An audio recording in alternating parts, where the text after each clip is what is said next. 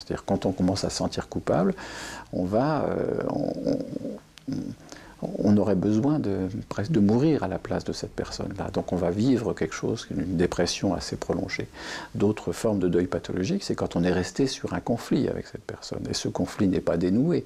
Donc on a encore une charge agressive vis-à-vis de cette personne. Mais qu'en faire ? Alors, on a tous des circonstances atténuantes, hein, vous savez. Bon, là, c'est vrai qu'un deuil, mais si tous les gens qui perdent un être cher commençaient à assassiner les autres, moi, je pense que c'est pas un argument qui tient la route, tout ça. Robert Estienne serait donc un homme sous tension, en profonde dépression. Mais même traumatisé, Robert Estienne a tout de même fait preuve d'une rage, d'une violence inouïe contre Marie-Odile. Cet acharnement, il se retrouve aussi dans les crimes passionnels.